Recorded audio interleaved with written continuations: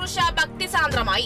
8 നോമ്പ് പെരുന്നാളിനോടനുബന്ധിച്ചാണ് ചരിത്രപ്രസിദ്ധമായ നടതുറക്കൽ ശുശ്രൂഷ നടന്നത്. ശുശ്രൂഷയിൽ പങ്കാളികളാകാൻ എത്തിച്ചേർന്നത് നിരവധി പേർ. തിരുവനന്തപുരം നെയ്യാറ്റിൻകരയിൽ ഓണത്തിന് ഒരു കൂട്ട പൂവ് എന്ന പദ്ധതിയുടെ ഉദ്ഘാടനം നെയ്യാറ്റിൻകര MLA AK അൻസലൻ നിർവഹിച്ചു.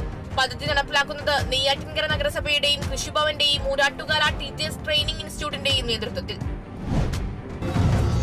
തൃശൂർ വടക്കാഞ്ചേരി സർവീസ് സഹകരണ ബാങ്കിന്റെ സഹകരണ ഓണവിപണി MLA സേവ്യർ ചിറ്റിലപ്പള്ളി ഉദ്ഘാടനം ചെയ്തു. ബാങ്ക് പ്രസിഡന്റ് NO ബേബി അധ്യക്ഷത വഹിച്ചു.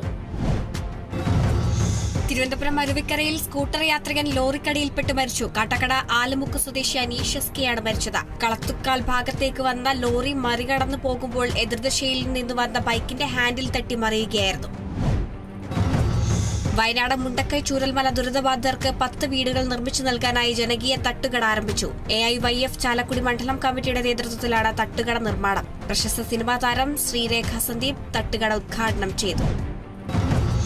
തൃശൂർ കൊടുങ്ങല്ലൂർ ശ്രീകുറുമ്പ ഭഗവതി ക്ഷേത്രത്തിലെ ജീവനക്കാരൻ ക്ഷേത്രം ഗസ്റ്റ് ഹൌസിൽ ജീവനൊടുക്കി.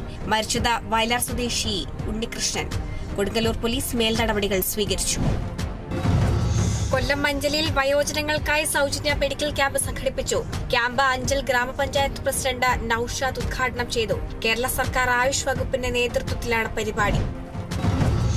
തൃശൂർ പുന്നപ്പറമ്പിൽ ഓണത്തോടനുബന്ധിച്ച് ഓണവിപണി ഉദ്ഘാടനം ചെയ്തു. പുന്നപ്പറമ്പ് ബാങ്കിൽ നടന്ന ചടങ്ങിൽ ബാങ്ക് പ്രസിഡന്റ് TS ജോസഫ് ആദ്യ കിറ്റ് നൽകിക്കൊണ്ട് ഉദ്ഘാടനം ചെയ്തു. തൃശൂർ കോർപ്പറേഷൻ അതിർത്തിക്കുള്ളിലെ 174 കെട്ടിടങ്ങൾ അപകടാവസ്ഥയിൽ. ജീവനക്കാർക്ക് ഭീഷണിയായ കെട്ടിടങ്ങളുടെ ലൈസൻസ് റദ്ദു ചെയ്യണമെന്ന് പ്രതിപക്ഷം. കെട്ടിട നിർമ്മാണത്തിന് പ്രത്യേക പാക്കേജ് വേണമെന്നും പ്രതിപക്ഷം ആവശ്യപ്പെട്ടു. തൃശൂർ അതിരപ്പള്ളി റേഞ്ചിലെ കാലടി പ്ലാന്റേഷനിൽ രാജവെമ്പാലയെ പിടികൂടി. പാമ്പിനെ പിടികൂടിയത് മണിക്കൂറുകളുടെ പരിശ്രമത്തിനൊടുവിൽ. 15 അടിയോളം നീളം വരുന്ന രാജവെമ്പാലയെ ഉൾവനത്തിൽ വിടാനൊരുങ്ങി വനപാലകർ.